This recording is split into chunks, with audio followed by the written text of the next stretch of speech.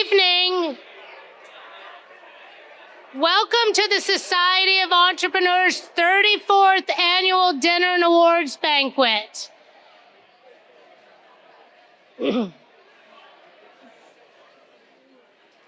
Thank you for finding your seats. We are absolutely delighted to have you with us this evening as we celebrate the entrepreneurial spirit that makes Memphis so extraordinary. Tonight is a special one. We are proud to welcome our newest members, Kellen and Davin Bartosh, Pace Cooper, Chip Marston, Barry Yoakum, Todd Walker. And we're truly honored to recognize Jack Soden as the recipient of the Walker S. Uhlhorn Jr. Legacy of Leadership Award. Now it is my pleasure to introduce the president of our board of directors, Doug Marchant.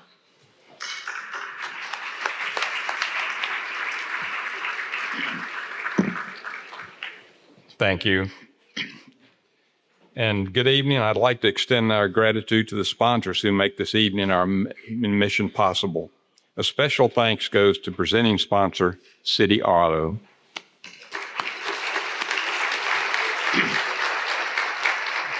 We are also grateful for the generous support of our visionary sponsors, Independent Bank, Landers Auto Center, Memphis Dental Corporation, Joanne and Andrew Taylor, Stevenson and Superlow Foods, and the McInerney Family Foundation, presenting sponsor for the Next Big Thing pitch competition. And to our dinner sponsors, table sponsors, and all who partners, thank you. Your support fuels everything we do, and we are deeply grateful. You can find a full list of sponsors in your program on the screens this evening. The night will be possible without each and every one of you. Thank you to all the members of the Society of Entrepreneurs who are here with us tonight. Our members are all wearing medallions with blue ribbons. Our new members have a red ribbon, and Jack Snowden, recipient of the Walker S. Uhlhorn Jr. Legacy of Leadership, has a gold ribbon. Please stand if you're a member of the Society of Entrepreneurs.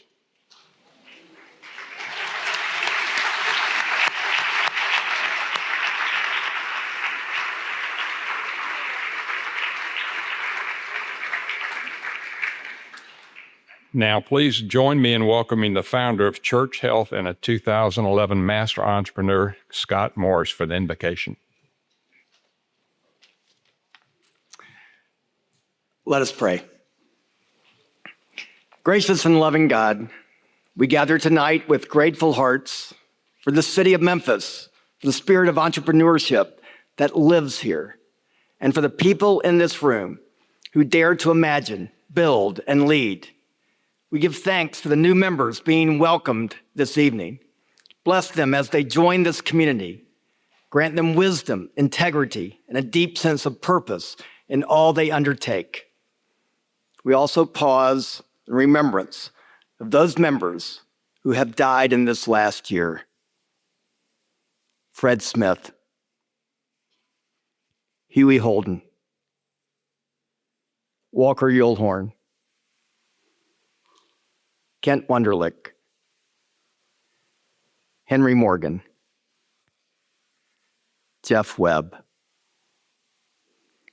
God, we've given you a great team to work with. We thank you for their vision, their leadership, and the lasting impact they have made on the city and beyond. Remind us that success isn't only measured in what we achieve, but in how we serve others. Guide these leaders to use their gifts to strengthen this community and to bring opportunity, hope, and healing to those in need. Bless this meal, those who prepared it and serve it, our conversations, and the fellowship we share. We pray in the name of the God who sits high, but looks low. Amen. Thank you, Scott. Now enjoy your dinner, and we look forward to continue the celebration soon.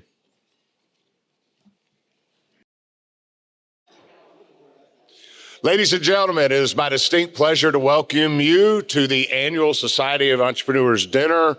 It is going to be a wonderful night where we're going to meet lots of interesting stories that will inspire us and renew our energy in the spirit of our city. In 1953, there was a belief set that there was only a certain altitude that a human being could ascend before their lungs exploded. There was also only a certain altitude that a human being could endure. They would freeze, their lungs would explode, and they would never be able, they would just perish if ascending over a certain altitude on the face of the planet. And this was believed since the beginning of time. And in 1953, Sir Edmund Hillary ascended Everest and disproved all the preconceived notions. Doctors, physicists, true believers. And since that day, from the beginning of humanity all the way to 1953, since that day, some 70 years ago, now we have as many as 4,000 people a year ascend Everest. It's not that we couldn't, we just didn't believe we could.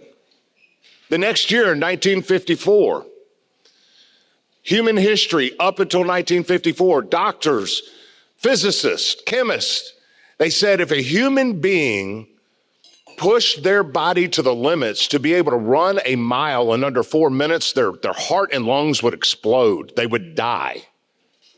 They couldn't do it. And a guy named Roger Bannister broke the 4-minute mile in 1954. From the beginning of humanity all the way to 1954, it could not be done. It would never be done. Roger Bannister did it, and within 2 years of Roger Bannister doing it, there are races where every participant in the race broke the 4-minute mile. It's not that we couldn't, we just didn't believe we could. Nobody believed you could get a package somewhere absolutely, positively overnight. Fred did. Nobody believed that a mom and a wife would go to a supermarket to buy all her wares instead of spending all day going to the butcher, the baker, and the candle maker. Clarence Saunders did. Nobody believed that the saddle Oxford wearing, sweater donning girls who cheered on the sideline in the 60s to become a sport. Jeff Webb did.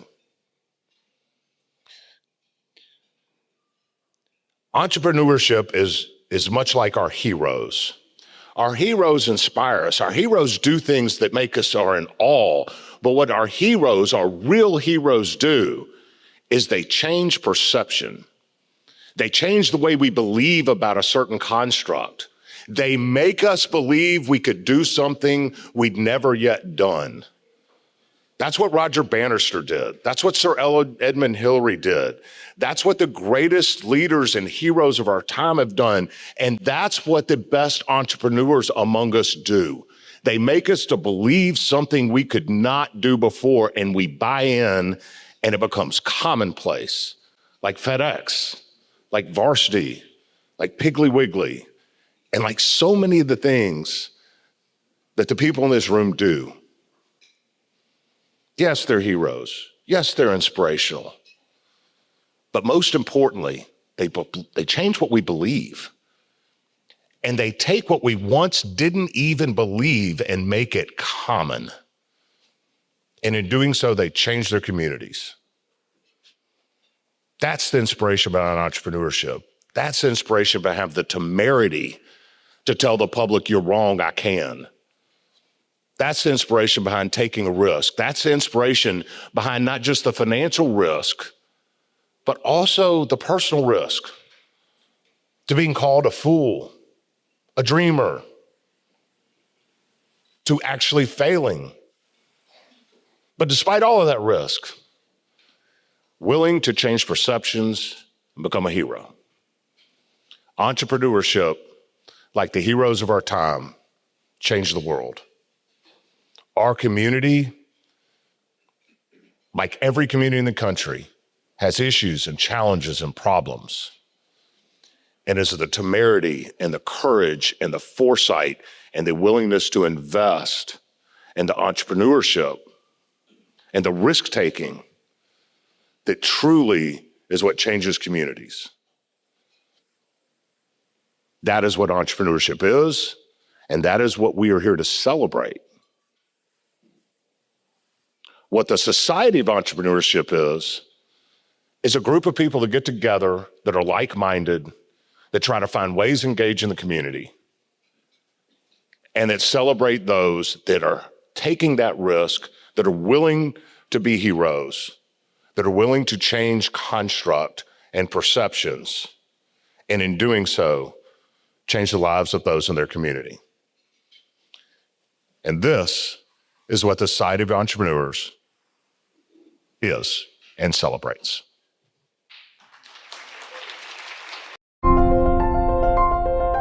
In Memphis, there are not a lot of opportunities for startup founders to connect with seasoned entrepreneurs. And the exception to that is the Society of Entrepreneurs. The Society of Entrepreneurs was started in 1991. My father, Walker Yulhorn, and a group of 14 other founders got together and decided that Memphis was an unusual place. It was a hotbed of entrepreneurship, and why was that, and what kind of ways could they support one another? The Society is a membership organization that's made up of the icons of Memphis business. They're voted in every year by their peers, and then that group of entrepreneurs has chosen to give back to our community by educating and encouraging upcoming entrepreneurs.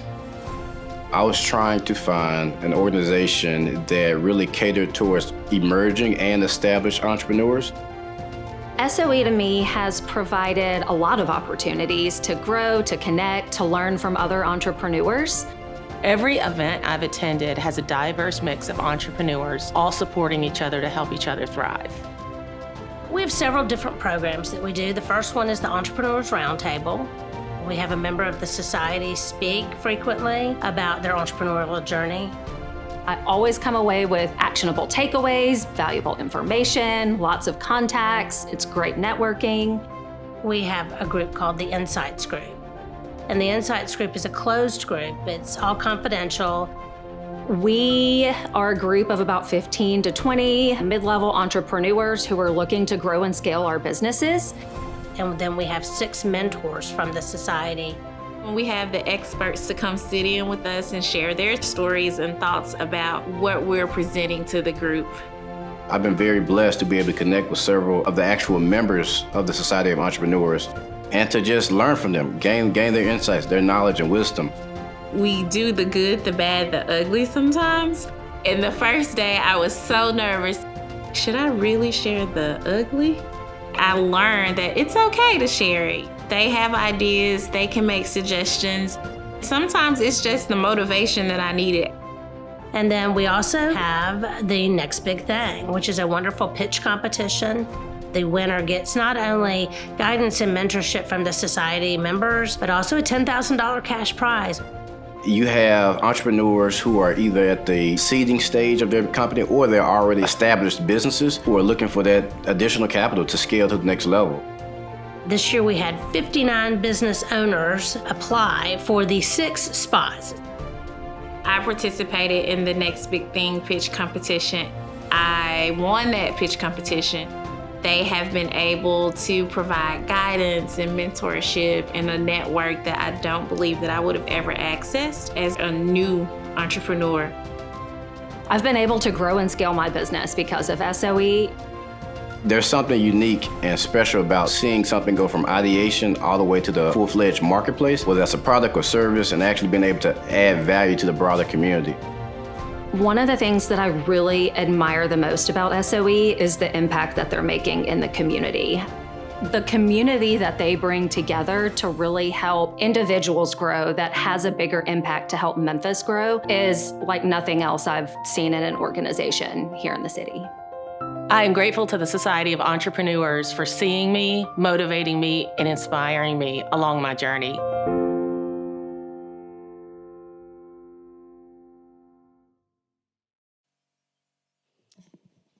Thank you. And thank you, Coach Bill Courtney, for the introduction to what the society is and for your inspiration to so many others.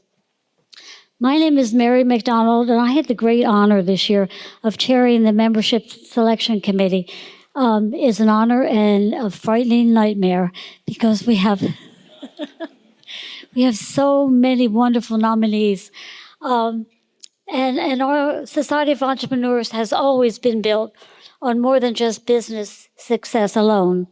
When we select new members, we look for individuals who embody the qualities that elevate entrepreneurship from a career path to a calling. We look for risk-taking people willing to step into the unknown, to challenge assumptions, and to pursue opportunities even when the outcome is uncertain. And truthfully, it's always uncertain. Did I tell you it's going to be uncertain? Entrepreneurship has never been for the timid, and our members reflect that courage. We look for those who give back to their communities, understanding that success carries a responsibility to lift others, strengthen local ecosystems, and create opportunities beyond themselves. We look for individuals who have taken the bold step of starting a business, transforming ideas into action, and action into impact. Whether the venture is large or small, what matters is the initiative, the resilience, and the willingness to build something that didn't exist before. We look for character, integrity, because reputation of the entrepreneurs is the most valuable currency. Our members are people whose words mean something, whose actions align with their values, and who lead with honesty even when no one is watching. And we look for innovation, not just in products or technologies, but in mindset, fresh ideas, creative approaches, and the ability to see possibilities where others see obstacles. Tonight, we honor individuals who exemplify these qualities. They remind us that entrepreneurship is not simply about profit. It's about vision, responsibility, and the relentless pursuit of better solutions for the world around us. To our inductees, David, Chip, Kellen, Barry, Pace, congratulations. You join a community of builders, dreamers, and leaders who share your passion for making things happen. We are proud to welcome you, and we congratulate you. And now I'm asking if Susan Stevenson, co-founder of Independent Bank and former SOE board chair, would come to the stage and introduce, thank you, Stephen, and introduce our first inductees. Thank you, Stephen. Good job. Well, good evening, everyone. I come with props. And for those of you who are worried, I'm not going to try to shotgun this beer. I would if I could, but I can't. But I'm really excited tonight to have a chance to introduce the first of our inductees this evening. They're two amazing young men who are the founders of Wiseacre Brewing Company. It's a really great night for the SOE, for all of us as members.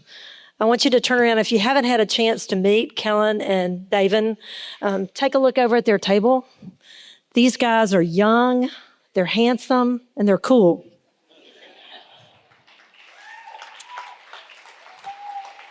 Yep.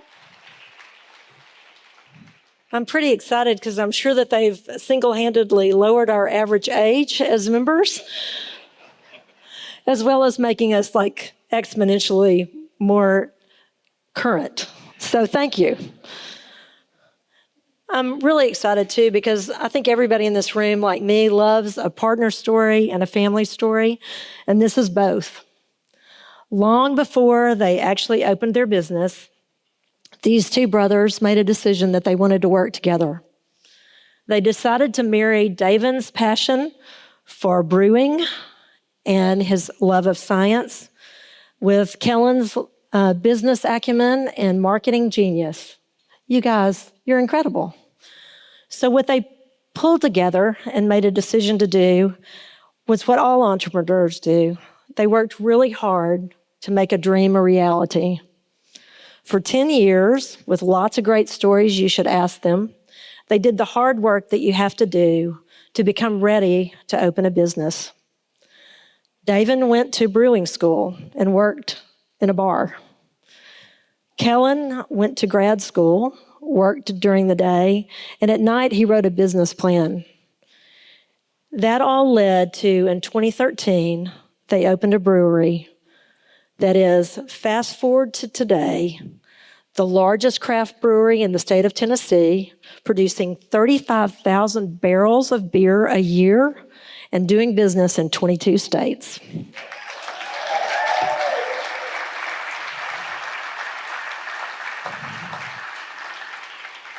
And I want to just say this about them. Their product is incredible. For those of you who don't know, they recently at the 2025 Great American Beer Festival, where all the big guys come, all the big breweries come, they took silver for Skydog Amber, and it was the very first time y'all had ever taken Skydog Amber to an event, right? They took gold, they took first place. And with Tiny Bomb, which is their signature beer, they took a silver. Guys, for those of you who are not initiated, that's the moral equivalent of winning 2 Oscars in one night. That's pretty amazing.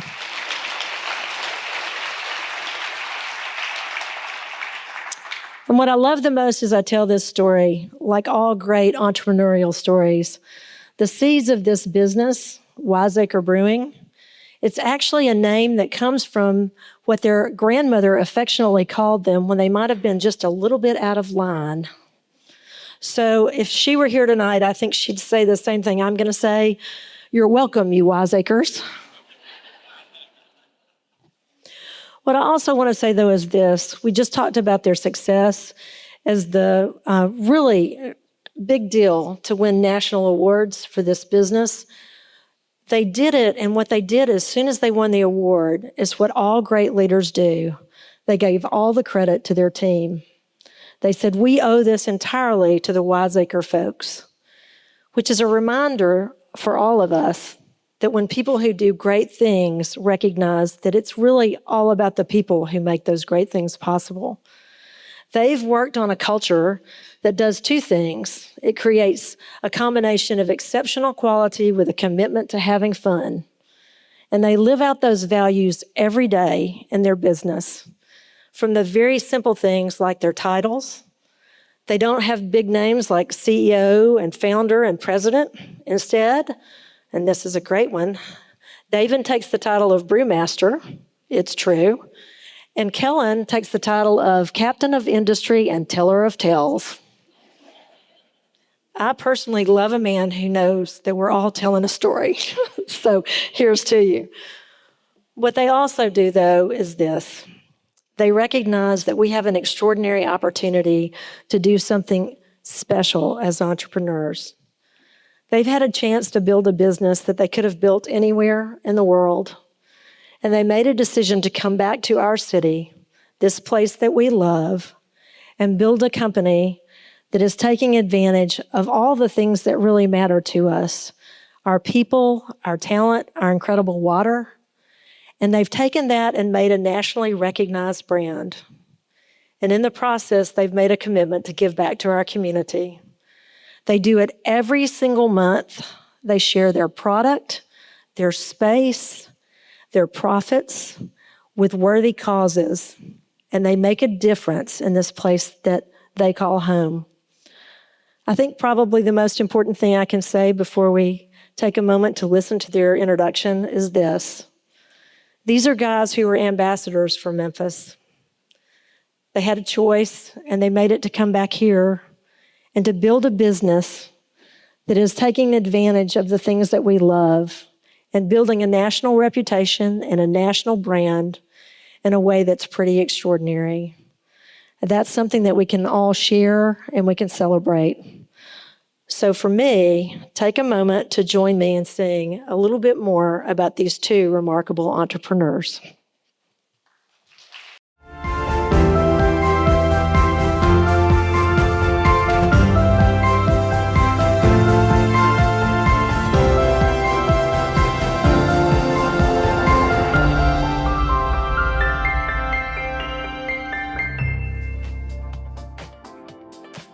Brewing and really just like making things that taste good has always been an interest to me. The brewery as a business was always much more Kellen's idea. Not that I was content living the way that I was, but just that it's hard for me to conceive of like turning something like that into a business. And, you know, I think he has a much better brain for that and much more of I think really he's just a lot more likable than I am. We were kind of the Irish twins sort of thing, just the same age more or less, and we're on the same teams and all that kind of stuff growing up. And David was really drawn to a lot of unique kind of interests and hobbies, but there were things that he could do by himself and do really well. And I really think that's a part of our story.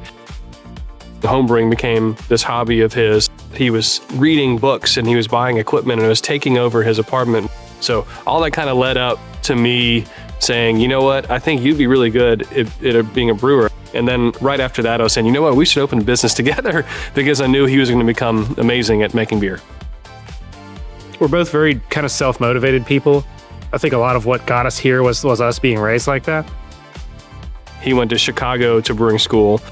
And then he went to Germany, had some studies in some other countries as well to finish that program where he was a salutatorian. And I was in Nashville, got a job with a beer distributor, learning the business, and was going to some grad school classes at night to work on our business plan, our business model. I moved out west to work for Sierra Nevada Brewery, an industry pioneer. I came back to Memphis after being out there for a couple of years, and then we opened in 2013.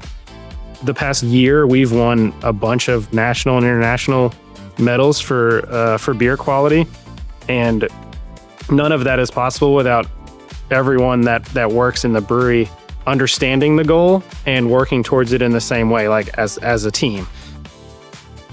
We were the first in the state to can beer. We're the first tap room in the city of Memphis. So there were breweries that were open, but they didn't have the tap room kind of customer experience. The two of us, you know, balance each other a lot. We have other people here that, you know, bring up our weaknesses. We have third-party vendors, you know, accounting firms, people that like they also pick up where our weaknesses are. So you've got to know your weaknesses, know your strengths and your weaknesses, I think. And if you are weak somewhere, that's totally fine, but find a solution, or else it'll be a constant struggle. Well, Sky Dog Amber just won a gold medal at the Great American Beer Festival in the International Amber category. So competing, you know, with like the Dos Equis Amber style of beer.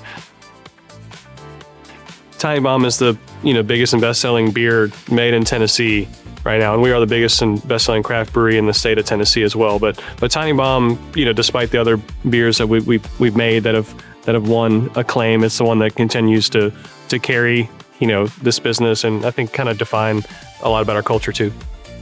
We work with folks on a monthly basis in terms of picking somebody a spotlight. Some of my favorite ones have been Kaleidoscope, that was in Binghamton, that was worked with food-based refugees that were trying to start businesses. We had a food festival on Broad Avenue, so supporting them was a really cool, unique community endeavor. I think for us, we still feel like, I guess we still are a small business in a lot of ways. We're still young-ish as a 12-year-old business. And, these are people who have changed the world from Memphis. A lot of them have. So very humbling to be on the list, and hope we can continue to uphold our our belonging in the group.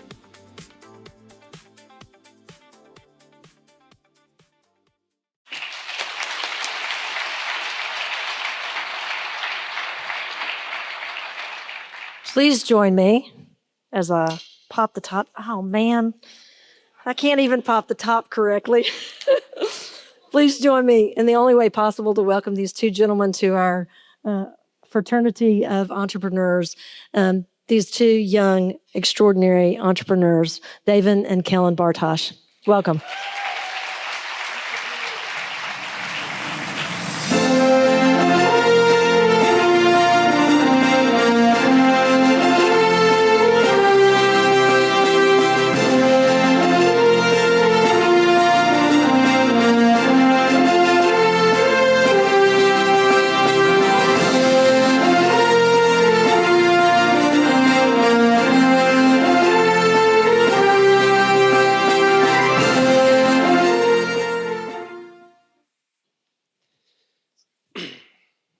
Hey guys. As you all know, behind every great entrepreneur is an even better group of people supporting, encouraging, and cheerleading. My parents raised my brother and I to be independent in thought and in spirit. There is no way we could have done any of this without them. I have to thank my brother, especially who nurtured the idea of this brewery and is much more of a brave risk taker than I am. Most importantly, I thank my wife, Rachel, who has been by my side for 27 years and who has loved mine and Kellen's crazy brewery journey and is maybe even more happy than I am when we win medals for beers that we make. And I want to share a quick anecdote of my awesome wife. We lived in Nashville for a while. I know there's a little rivalry there, but she was going to Vanderbilt, and Kellen and I were talking about opening a brewery, and over several months, it seemed to me like this was a good idea, even though I was pretty content to keep brewing as a hobby and not as a profession. And through these conversations that he and I had, I decided I needed to have a very serious conversation with my wife, who's a nurse practitioner and also very career oriented. And I thought, there's more NBA referees than there are breweries in the United States. So trying to become a professional brewer is kind of an outlandish idea. So I planned my argument with my wife very carefully. I thought of every reason why we should do this, and then I thought of every reason that she would have why this was a terrible idea. And I came up with my own retorts and arguments for all of her things that she would say to me. And this is an example of why nothing like this happens without people who support you and love you and push you to do the things that you love to do. But I said, Rach, we need to sit down and have a serious conversation about our future. And, she was like, oh yeah, all right, this seems serious. And we sat down and I said, I want to go to brewing school and eventually open a brewery with Kellen, but we have to move to Chicago. And she was like, let's do it. And I was like, wait a minute. I have a lot of reasons why this makes sense. You can't just jump to this and say, yes, I need to convince you of this. And she was, no, let's do it. So, I think it's really important for all of us to remember that there's always somebody behind all of us that's facilitating, loving, and pushing us towards our dreams. Thanks.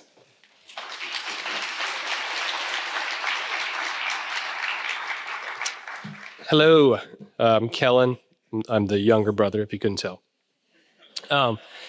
But Susan, awesome job. And I figured there was a lot that would be said in the video and in her speech. So I wanted to tell some tales, considering that's my job title. After Dave and I decided let's go open a brewery, my path for that next decade or so was to move to Nashville, work for a beer distributor. So as breweries, we sell to distributors. They sell back to the market, to retailers, bars, stores, restaurants. So I was doing that. I was going to grad school at night. And, I got to the distributor and they said, let's throw this guy out there and see what he can do. I was, selling kegs to places an hour away from Nashville. I was going to rough neighborhoods, selling cases of 40-ounce beers. And this one store that I went to, they had a pit bull named Carlito. And Carlito was pretty crazy. And if people acted up in the store, the guy, when he would shake this little wooden door and Carlito was like, "Rah!" He was jumping up, gnashing of teeth. And Carlito also liked to use the beer storage room for a bathroom. So that's what, every Tuesday I would go to this spot. Tuesdays are your worst days, a once a week stop. And so one day these guys were playing dominoes. They got into an argument. Store owner brandishes a weapon and I kind of just crouched down, I kept doing my job and everyone made fun of me, for crouching. Right. And I went outside and I immediately called David and I was like, hey, we're going to open a brewery one day, right? Because this was after he had talked with Rachel. So Carlito is that's my point on the journey. My brother, as as we kind of covered there, like he had that talk with Rachel. You know, he moves to Chicago. He goes to brewing school. He goes to brewing school in Germany. He comes back salutatorian. And the path there is to go get a job as an assistant brewer. So Pete Crowley, a very decorated brewer in Chicago, had an opening. And so everybody in David's class, wanted this job. You're downtown Chicago.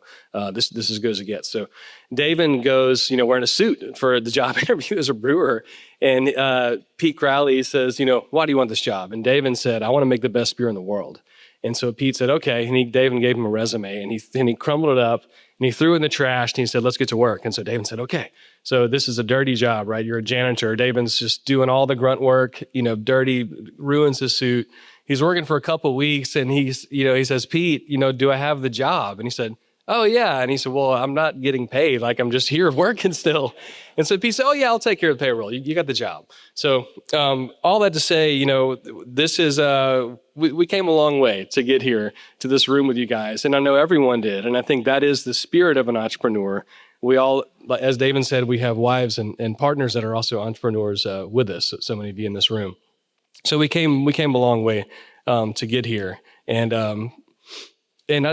David might not like to bang his chest and do this with good reason, because he's the brewmaster, but we do make some of the best beer in the world right here in Memphis. And it is incredible to see it being almost 13 years old. I want to thank my wife and my family as well, Margot, and our kids, Colette and Blythe and Booker, for being on the other side of this and being patient and loving and encouraging.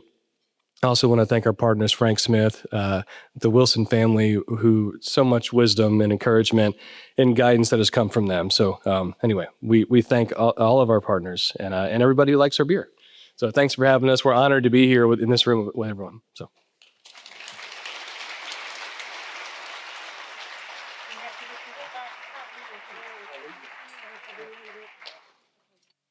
Please welcome to the stage Society of Entrepreneurs member Doug Marchant.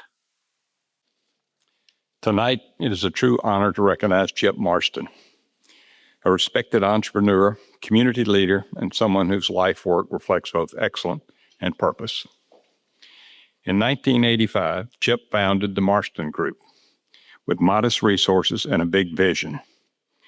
Over the years, he built it into one of the region's most trusted independent accounting and advisory firms, with offices in Memphis, Nashville, and Oxford. But what was always set the Marston Group apart is not just technical expertise. It is the firm's commitment to integrity, thoughtful counsel, and providing clients with the peace of mind as they navigate complex decisions. Chip has advised families, businesses, and nonprofits through seasons of growth, challenge, and transition. His work reflects the belief that entrepreneurship is about far more than numbers. It's about courage, stewardship, and creating lasting value. He often speaks about entrepreneurship as calling rooted in purpose, building people, developing leaders, and strengthening the communities that we are fortunate to call home.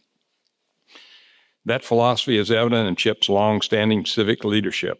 He has generously given his time and talent to organizations such as the Dixon Gallery and Gardens, the Community Foundation of Greater Memphis, Make-A-Wish Mid-South, First Tee Tennessee, and many others. In every role, Chip leads with quality, thoughtfully, and with a deep sense of responsibility to serve others well. And while his professional accomplishments are impressive, those closer to him will tell you that his most cherished role is one he holds outside the office, that of a devoted and doting grandfather. It is in the role, perhaps more than any other, that we see what truly matters to Chip: family, legacy, and investing in the next generation. Chip Marston's career reminds us of what entrepreneurship is grounded in purpose, guided by integrity. It creates impact far beyond the balance sheet.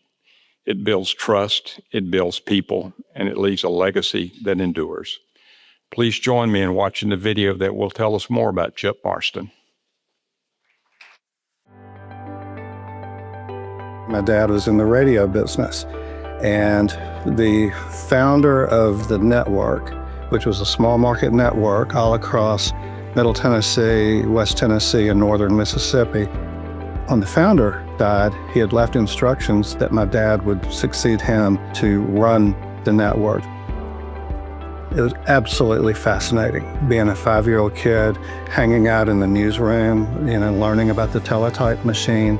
I set up a radio station in my room at my parents' house when I was about 6, with all the equipment. I was fascinated by business, absolutely fascinated by business and what makes people tick and what motivates them. I knew that I wanted to be in something with a lot of people contact and a lot of challenge, a lot of intellectual stimulation. After my dad's network was sold, he went into the public relations business, and especially with his media background, and had a very, very select clientele of major businesses in the region. That also really inspired my interest in starting a business. Didn't know exactly what it would be. The original plan had been to go to law school, but I was fortunate to get an offer from one of the big 8 firms, Ernst & Ernst at the time, and it was something I just couldn't pass up. Once I got into that business, I realized that that's really what I was looking for. The intellectual challenge, meeting really interesting people, learning so much about business. From there, a headhunter recruited me to work for Ernst & Ernst client. It was a Memphis-based worldwide cotton company. My job was to be the assistant controller of global cotton. It was a good company, really good company, but it wasn't for me. So I found my way back into public accounting and started this company in 1985. I had a very definite idea of what I wanted to do. I had learned a lot technically from Ernst & Ernst and from Ray and Ivy. Too often, the tax returns or the financial statements were the end product, and then that was it. But to me, it's the starting point for a new relationship that becomes an advisory relationship. So my entire premise was we will have a more personal approach. We're going to get to know the clients and their families. That was 41 years ago. Some of our original clients are still clients. And we're now into the 3rd generation of some of these clients. That's one of the most gratifying things about this job, just watching all of that happen and watching our people here develop the way they have. Truly, it's one of the great joys of my life. Entrepreneurialism and the charitable spirit are just closely aligned. I think it's what makes up a strong business leader. Getting involved in a not-for-profit or some other social cause. We have an initiative called Marston Pays It Forward, where employees get to choose how they want a certain amount of dollars to be spent.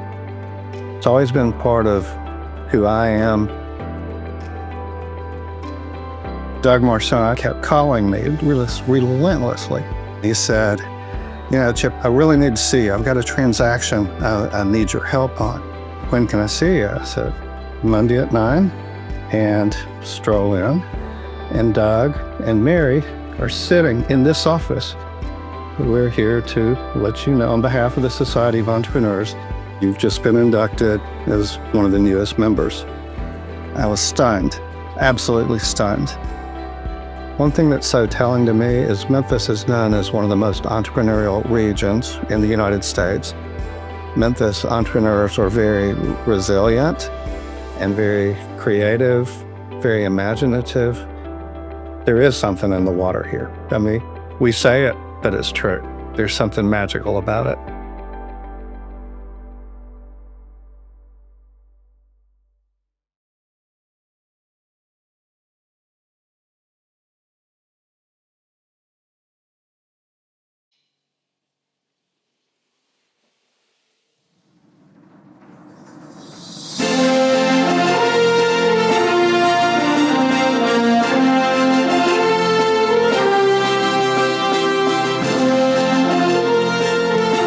Doug was behind me.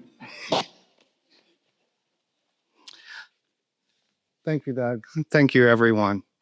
I'm incredibly grateful to be here tonight with so many members, friends, and family. I mean, how do you describe 41 years in 3 minutes? Well, I can really do it in one word, and it's gratitude. It's just been an incredible ride. So many of the people in this room have contributed greatly. And for that, I'm forever grateful. Being introduced by one of my best friends, clients, and business partners makes it especially special. Thank you. Thank you all. I'd also like to recognize my first creditor, who happens to be here, Debbie Marston. We had been married less than a year when I came home from work at another CPA firm and announced to Debbie that I was starting a CPA firm. Now, that was with no clients, not much money, but I did have a non-compete.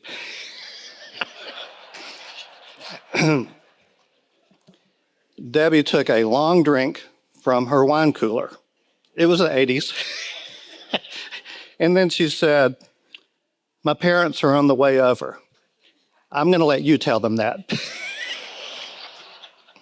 So the firm was started with a powder blue card table from Target and 2 matching folding chairs. Debbie, in a week or two, loaned me $20,000 at a market rate of interest to buy an IBM XT computer and a dot matrix printer. I paid the loan back over 3 years, and I think things turned out okay. The resources were modest, but the ambitions were high, and it was fun. It was really fun. Good days, bad days, but it was fun. We've been very fortunate, and last year, when we opened our new office in Nashville, we opened it with 2 card tables and chairs and quickly started making many deals while we waited for the furniture to come in. The video mentioned the radio business, and growing up in that business allowed me access at a very young age to some very impressive business leaders and government leaders. I was inspired by the energy and the dynamics of business, and I became fascinated by how people connect, how information moves, and how relationships shape what happens next. That fascination with business eventually led me to accounting. And when I stepped into public accounting, I realized I had found the right intersection of challenge, learning, and people. It gave me the chance to understand businesses from the inside out, and over time, that shaped a conviction that there was room to build something different, something more personal, strategic, and deeply rooted in the lives behind the numbers. Starting the firm, I was driven by a belief that work itself had to mean something more than producing documents. The numbers became the lens through which we could better understand a client's business, family, and future. And that shift from transactional to relationships, trusted relationships, became the foundation for the firm. Insight beyond the numbers, as we say now. And as we grew, we built something rooted in trust, personal connection, and long-term advisory relationships. The most rewarding part has been seeing how this has played out over time. In some cases, we are now serving the children and grandchildren of the very people who took a chance on us decades ago. That's so incredible and impactful about being trusted for generations. For me, that has always been what entrepreneurship is about, building something that lasts because it matters to people. It's been 41 years, but with the partners and long-term employees, this amazing team that we have, I feel like we're just getting started.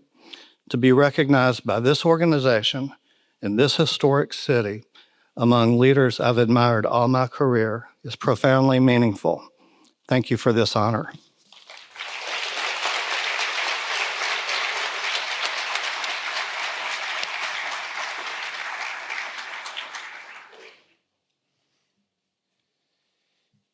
As part of tonight's program, we're going to pause over new member inductions for a meaningful moment.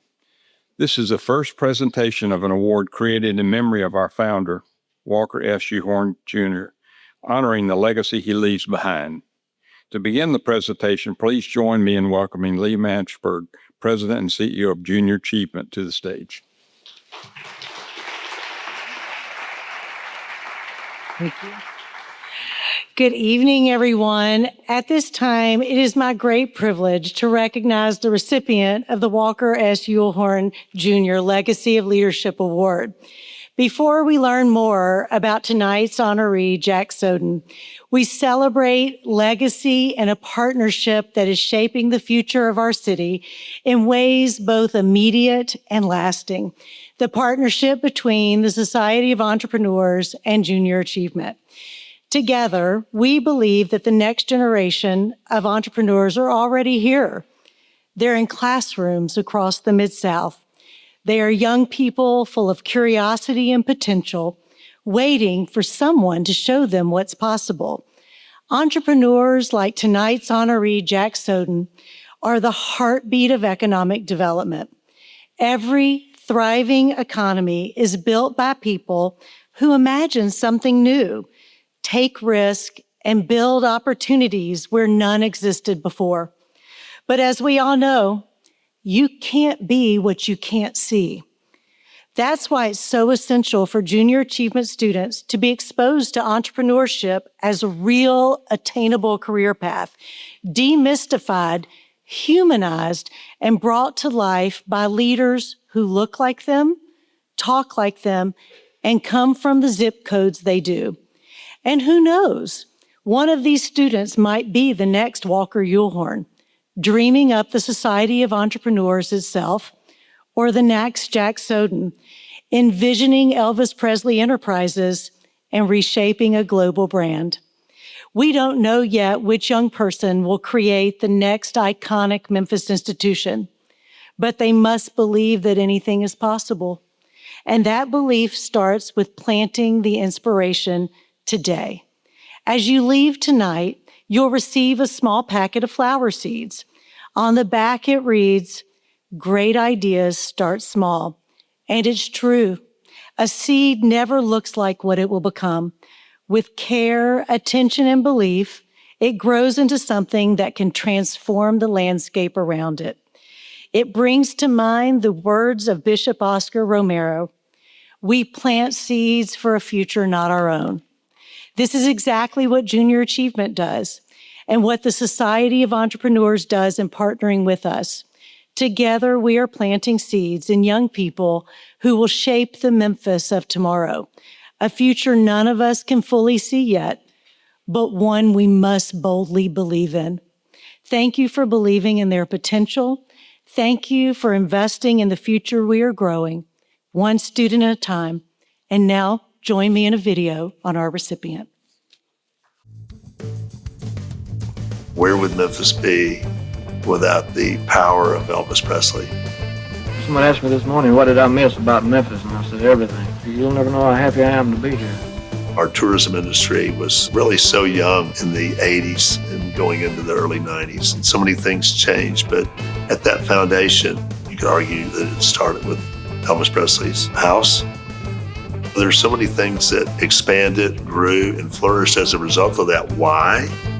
Because it started with hundreds of thousands of people that were now coming to Memphis as tourists, as visitors.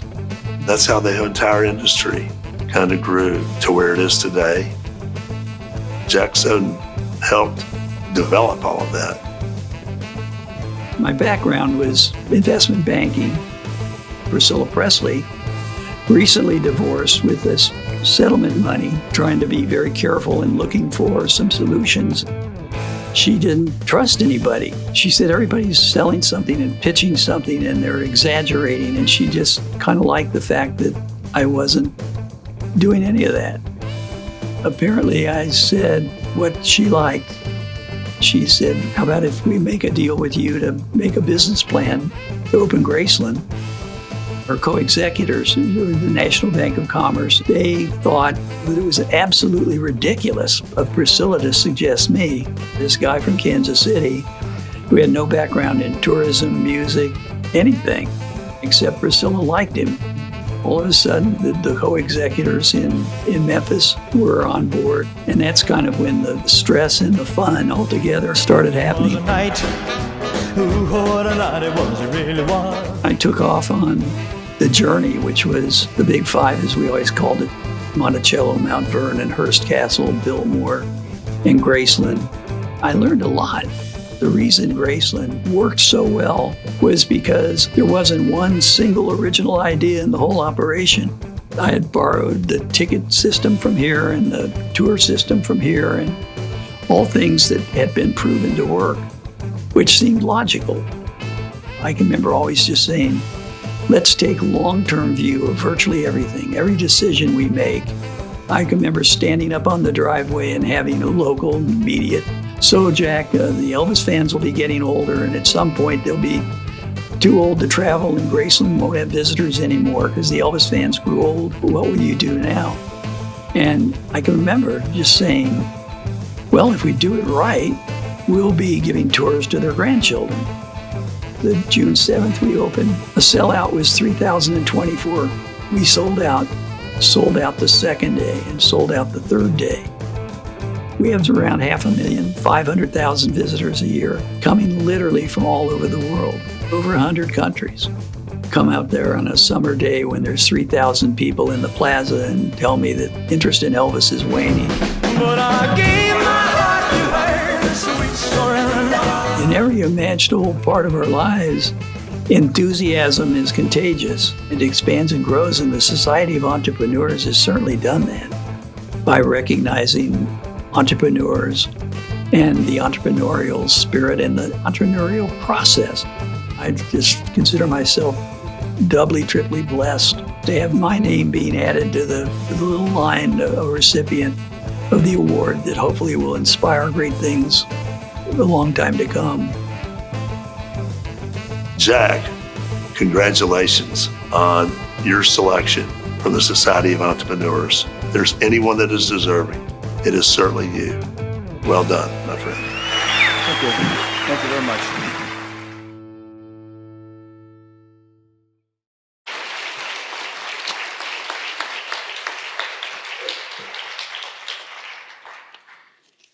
Thank you all so much, Jack. Thank you for all you've done for this city. What a great tribute to a great man. I have the distinct honor to bestow the first ever recognition named in the name of Walker Uhlhorn Legacy of Leadership.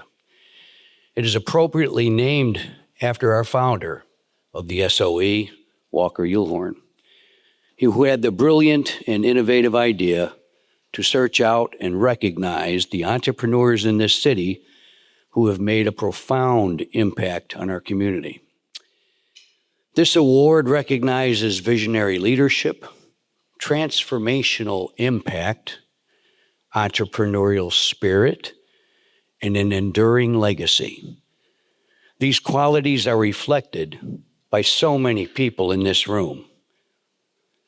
Since Walker has graduated and gone to heaven, I would like for his brother Gil, brother Frank, and sister Ann to please stand up to be recognized.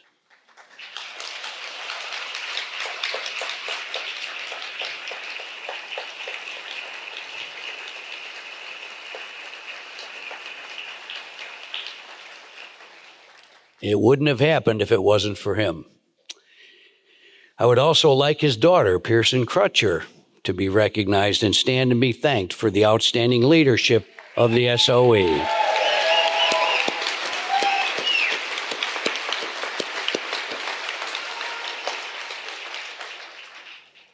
We know that Jack Soden arrived in Memphis from Kansas City in 1982 at only 32 years old. He made some of the biggest impact on tourism ever to be experienced before in our city. Jack was a visionary, and he was so smart to know as a young age that the culture that he was about to create was paramount to any success that he might enjoy.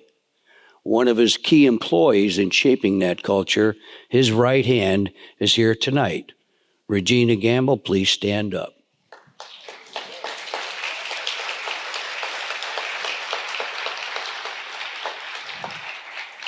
And all of us in the audience know that are wearing these ribbons or medallions around our neck know that there's a Regina in every one of our organizations, okay? I have personally known Jack for over 20 years. I met him and his lovely wife, Leanne. Please stand, Leanne, through the SOE.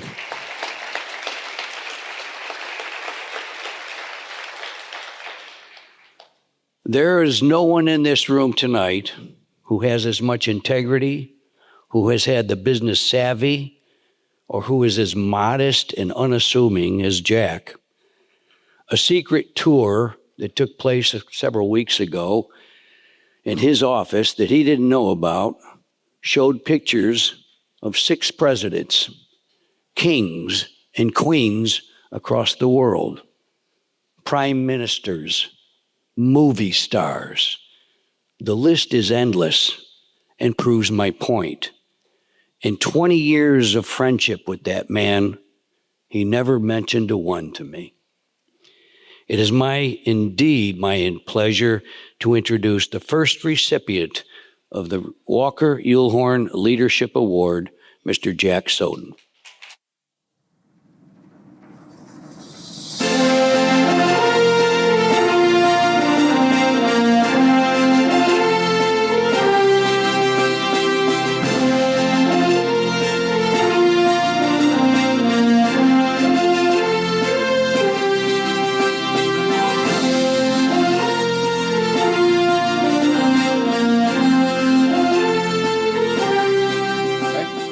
All right, here we are. Here we are. Mike's right. I met Mike, gosh, it's been 20 years. It's at an SAO reception, and it's been learning and laughing ever since with this guy. So, and learning a lot. And Mike, thank you. You could hear on the video, I'm slowly losing my voice, so I'm going to be really brief and basically say thank you, as has been said. Thank you, Walker, for his vision and optimism, and for Pearson, who's doing an incredible job of carrying the execution of all that optimism forward. But I really basically just am here briefly to say I'm reminded at a night like this that it's you're got things to say, but it's great to listen, because that's part of what the Society of Entrepreneurs has done, is provided amazing people with amazing stories, and all we have to do is listen and learn, and the tuition is practically nothing. So anyway, thank you so much. It's been an honor to be part of SOE all these years, and it's really special. It means a lot, because Walker was a special guy in my life and a lot of us. So anyway, thanks for being here tonight, and we look forward to the future. Bye.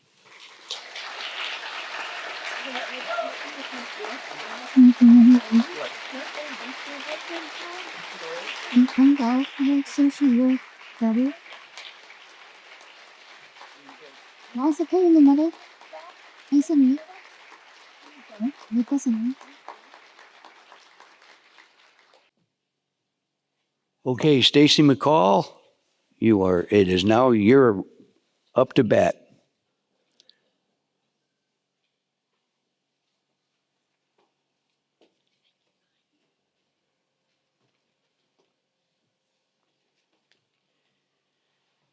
Architects, what do you think when you ask someone, what do you do? And they reply, I'm an architect.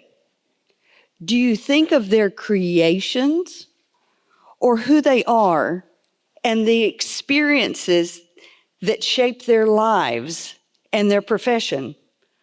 Well, I have the pleasure of telling you a tiny bit about what shaped and continues to color Todd Walker and Barry Yoakum's worlds. I don't know about you, but the first time I sat across the table from Barry, I was surrounded by an overwhelming feeling that he was peering into my soul. Or hopefully you have had the pleasure of receiving Todd's easy smile. The love of family and experiences continue to shape them, whether it's hiking in the Smoky Mountains and enjoying the great outdoors with family and friends for Barry, or Todd traveling the country with Patricia, visiting old theaters. Todd and Barry participate in the sights and sounds of life. Music has been a part of both of their lives, whether it was Barry's first major purchase coming out of school of a 1980 Bang & Olufsen that stereo that he still has today, or the 4 cassette tapes that he played over and over and over again as he was growing up, or the vinyl that he and Kathy and Cruz collect now. Todd smiles when asked about how music played a role in his life when he says that he and Patricia's first kiss was at a jazz bar, or when he talks about how his children knew all of the words for a John Cougar Mellencamp song by the time they were 6. When asked their favorite colors, even more depth of who they are is revealed. Todd is quick to respond that white is his favorite color because it's like white cars and clouds and t-shirts because it reflects other colors. Barry, on the other hand, says that black is his favorite color because lemon twist, the color of his first car, is not acceptable to wear all the time. He says black is simple and creates a background for so many other things. Now, the picture of their partnership is starting to show even in their colors, isn't it? So what colors their world now? Children navigating life in their 40s successfully, high school graduations, college graduations, grandchildren, and those soon to be on the way. Now you've heard just a little bit of what has shaped their worlds and continues to do so today. So let's hear more about Todd and Barry themselves. I grew up in a farming community in Arkansas. As a kid that grew up in a farming community, Memphis was always home. It was always the place where we came to buy school clothes, to go eat dinner at a nice restaurant. So it was the only big city that I had ever really been to. My family moved us here in 1957. Growing up here, very humble means. We went to public schools here. I played with Lincoln Logs. I had a third grade teacher that said, "Barry, you'd be a good architect." I had always wanted to get out of having to take nap time, so I built things out of cardboard and stuck with me my entire life. I never thought about doing anything else. I spent most of my childhood building forts and tree houses, clubhouses, and I had this gang of kids. We built a lot of things, and what I came to realize is that I was usually the one drawing it on the ground in dirt with a stick. That's what started it, building things. And then that led to this idea of, well, you must have to draw them, you must have to design them to make it work. When I was in college, I dreamt of starting a firm. I went to school at Mississippi State and then later at the University of London. Seeing those places just sort of drove this idea home that really wanted a firm that was like I imagined in school, one that was collaborative.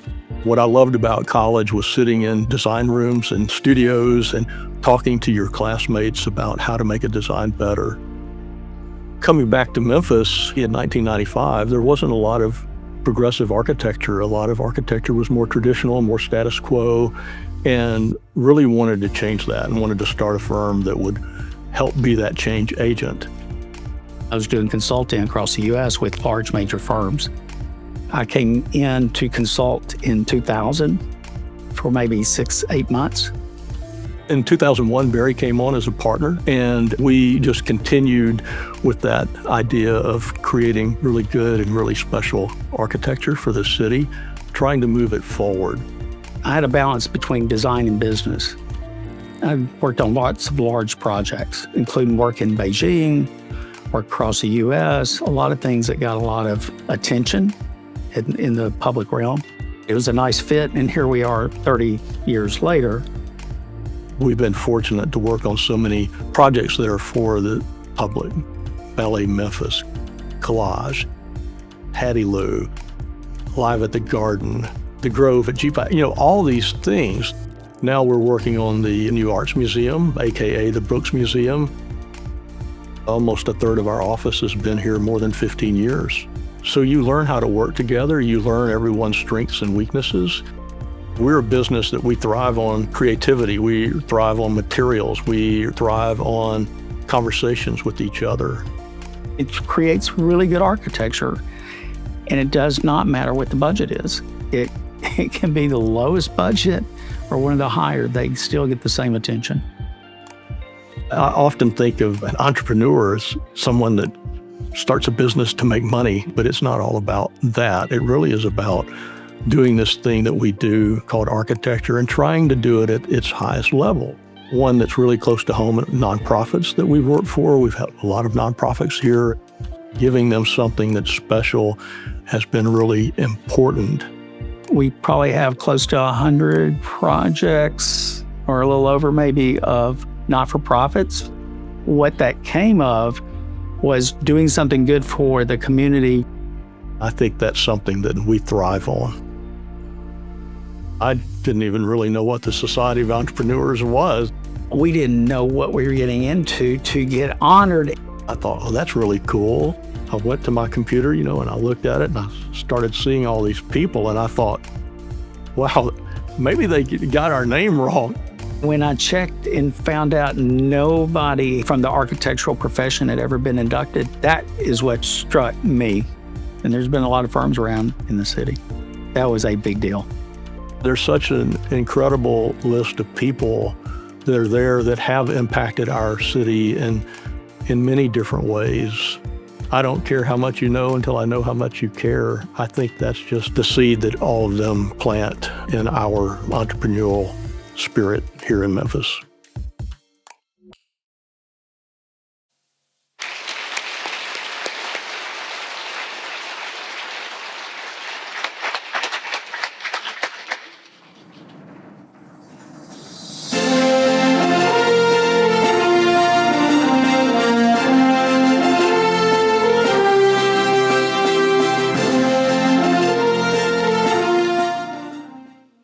Thank you, Stacy. I want to just tell you a little journey that I've taken for this firm. By the time I was around 8 years old, I really knew that I wanted to be an architect. In the 10th grade, I changed schools from private school to public school just so I could take architectural drawing, mechanical drafting, and woodworking and shop. During those days, my industrial arts teacher took me under his wing and gave me the support I needed to lead me to an entrepreneurial path in architecture. After 3 years in college, I knew that I wanted to take this entrepreneurial path to start a design firm, a firm that would focus on good, forward-thinking design work. So in my 4th year of college, I named this future firm, Archimania, with the hope that I would start a business in architecture one day. So in 1995, I started this dream firm, the firm that I dreamt of for years. I started it in our community with the desire to move Memphis forward with a more progressive architecture, striving for design excellence. So 6 years later, 2001, Barry came on board as a business partner, and we've continued to grow the firm together. A few years later, in 2004, Matt Seltzer came on board and is now a principal in our firm. Matt, would you please stand?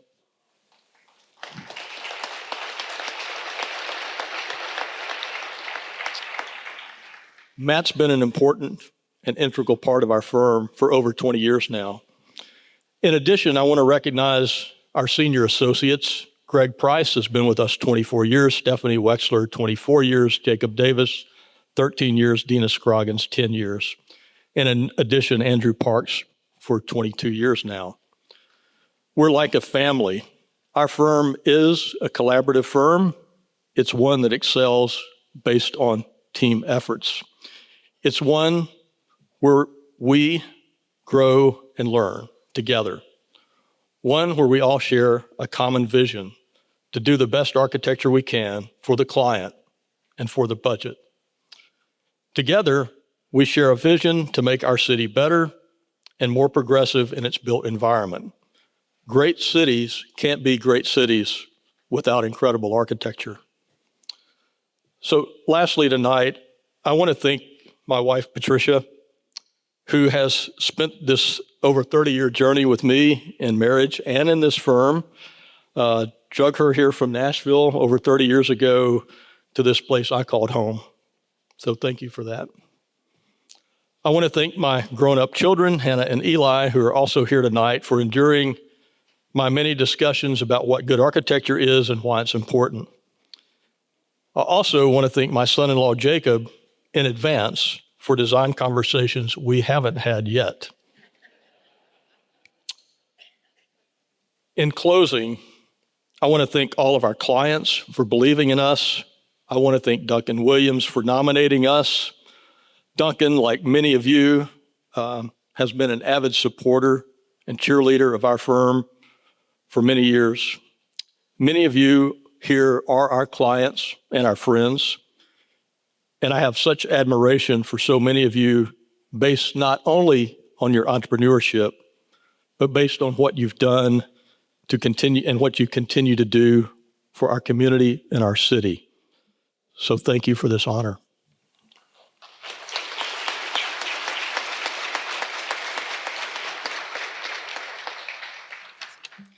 Wow, Stacy.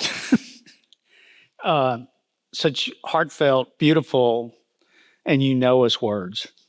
So thank you for the introduction and those that involved in the film and presenting us here today. Thank you, members of this society, for this esteemed honor. I stand humbled and in awe to be one of you tonight. Together, many of you and us have volunteered, contributed, served on boards, envisioned, designed, and built a much more beautiful Memphis. So I thank you.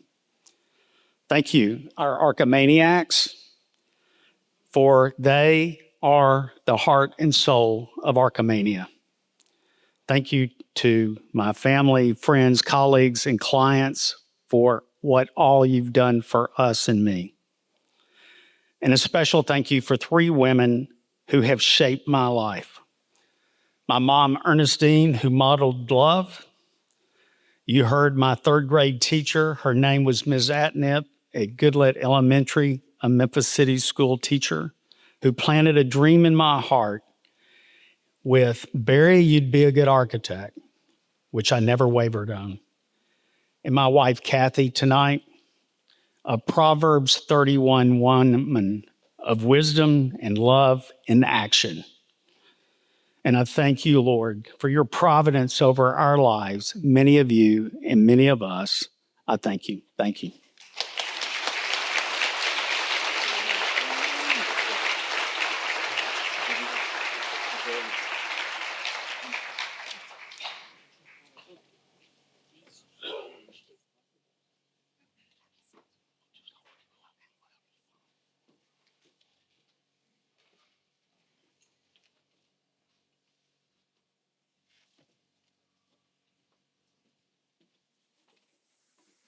Please welcome to the stage Society of Entrepreneurs member Spence Wilson. Thank you. I want to get this mic right. Can you hear me okay? Good. I am delighted to introduce Pace Cooper tonight and welcome him into the Society of Entrepreneurs.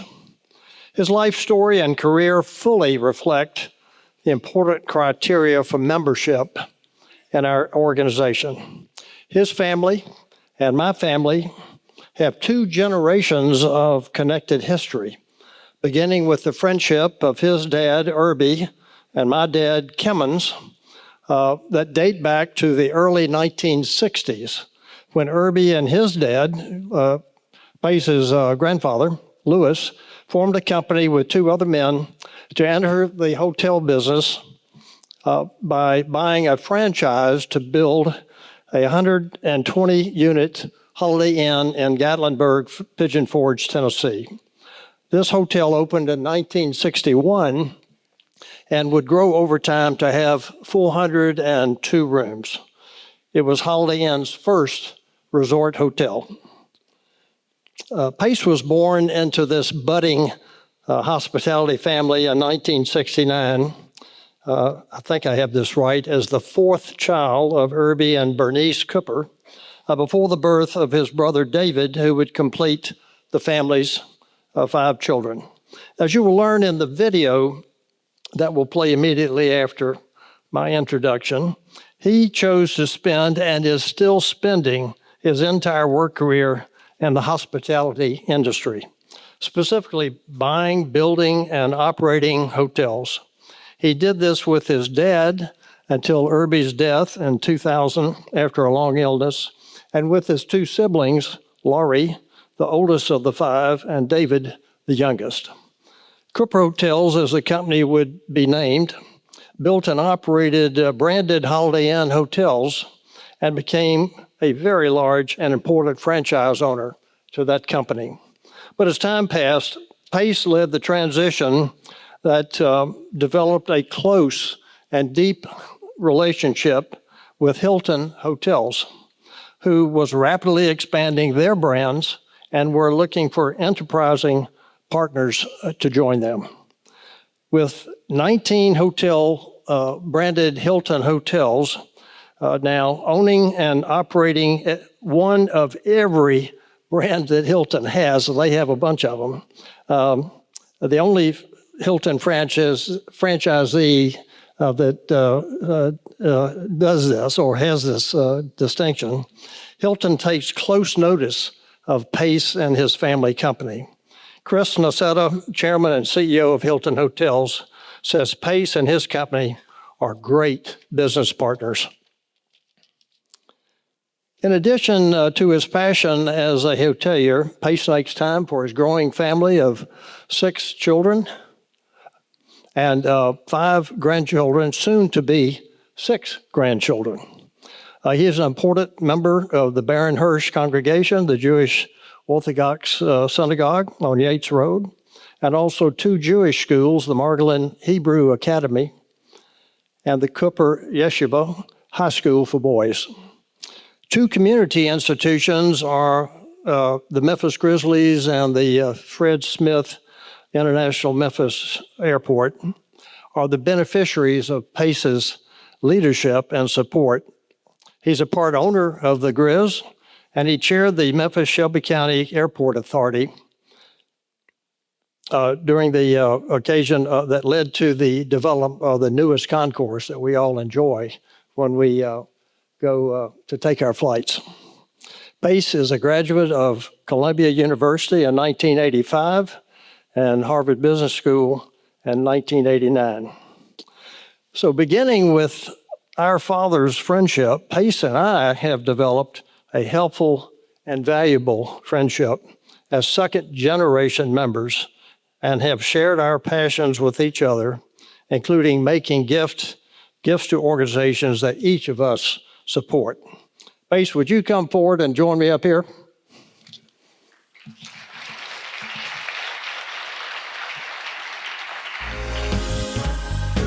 My dad, he was a journalist. That was what he majored in college, and he started out for the Commercial Appeal and Press Senator as a sports writer. He started moonlighting during the day and building homes. One of his idols was president of the home builders, Kemmons Wilson. My father latched on to Kemmons and asked him to do one of the first resort franchises for Holiday Inns, his first hotel venture. And my interest in his business started at a very young age. I would sit by his knee late at night, watching him scour over P&Ls of the hotel business. I pretty much made up my mind at those early years that I wanted to go into business like him, with him, whatever I could accomplish.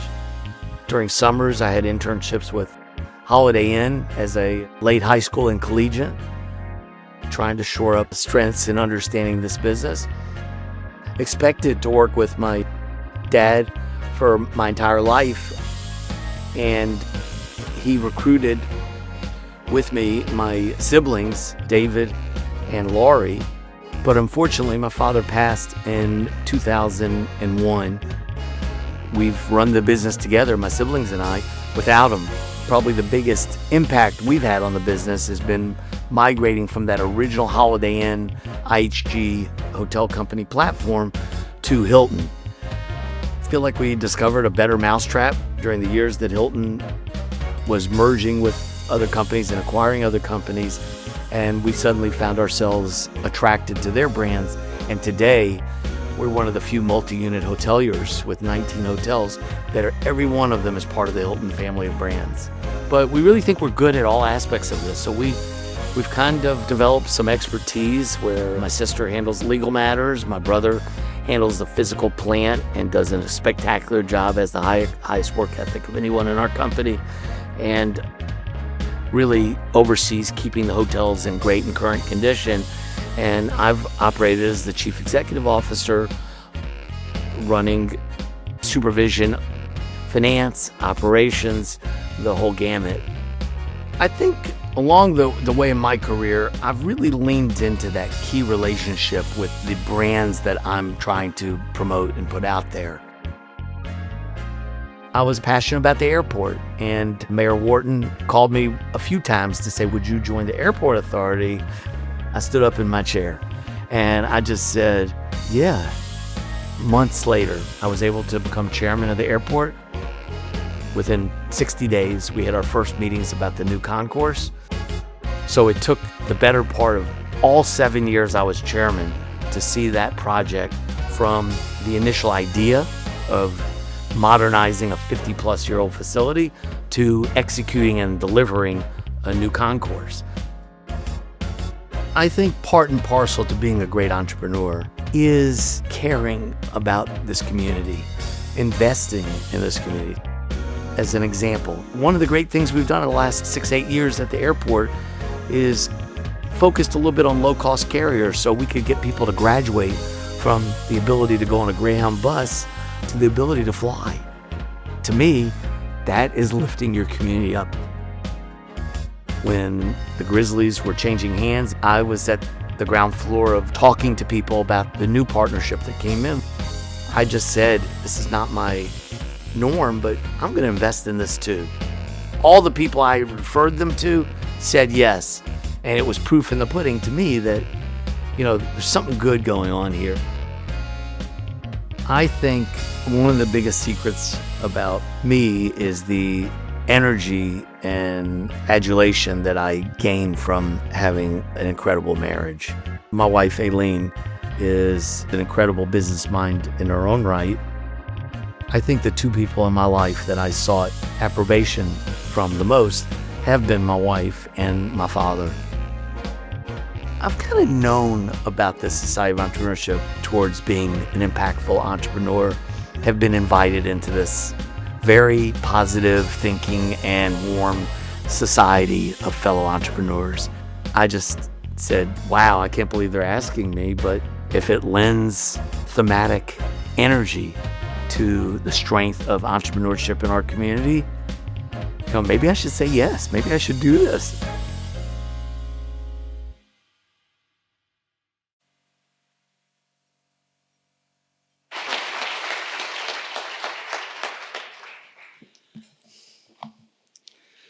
Thank you, Spence, for the generous introduction. and more importantly, for your friendship and guidance to me and my family over so many years. It means a great deal to be introduced by someone I've looked up to for so long. My dad called your dad a mentor, and I'm proud to have had the same good fortune with you. I probably should begin with an explanation and maybe an apology. If my timing tonight seemed a little bit dramatic, I promise it wasn't for effect. I just came from observing the Sabbath, which ended moments ago, actually about 56 minutes ago. So if I look like I arrived in a bit of a sprint, it's because I did. And I have to say, being the last speaker of this night, and also the only one arriving mid-program, it's a bold strategy. I wouldn't necessarily recommend it. But in a way, that timing is fitting, because everything I've been fortunate to do in business and in the community really begins with where I come from. I grew up in a family where business wasn't just about deals or development. It was about responsibility. Going into business with my father and alongside my siblings meant that values weren't something we talked about occasionally. They were part of every decision, every conversation, every risk we took. In the hotel business, whether working within our deep history with Holiday Inn or in my Hilton development of hotels and advisory roles there, I've been lucky to be part of organizations that shape how people experience the world. But at its core, hospitality is simple. It's about taking care of people. That idea travels well from a front desk to a boardroom and even to a city. And Memphis has given so many opportunities to try to live that out. Whether it's been working with the airport authority to create a more inviting airport, the Baptist Healthcare Foundation, involvement with the Grizzlies and other civic boards, those roles have never felt separate to me from business. They felt like extensions of that same obligation to build something that lasts and serves others. The same is true in my Jewish community. The Margolin Hebrew Academy, Cooper Yeshiva of the South, the Baronhurst Synagogue, the Jewish Foundation of Memphis, and others, especially within my chosen path of Orthodox Jewish life, have been central to my life. Not just as institutions, but as places where continuity, education, and identity really matter. They remind me constantly that success without purpose doesn't travel very far. But if there's one thing that I know for certain, it's that none of this happens alone.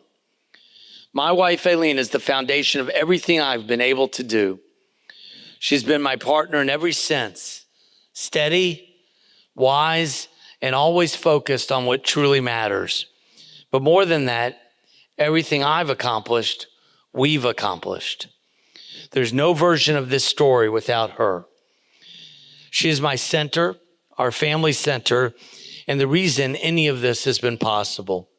And together we've been blessed with 6 extraordinary children: Jeremy, Dylan, Ethan, Elon, Serena, and Yael, who inspire me more than I could ever hope to inspire them, and who each reflect the amazing mother that Aileen has been in driving their many successes.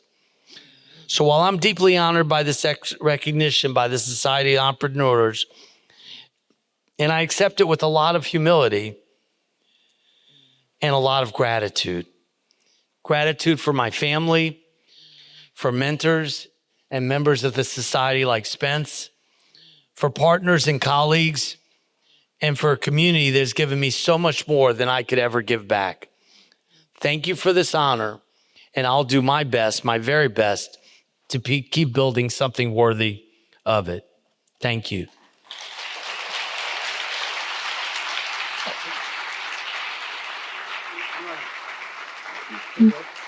Let me go over here, buddy. There we go.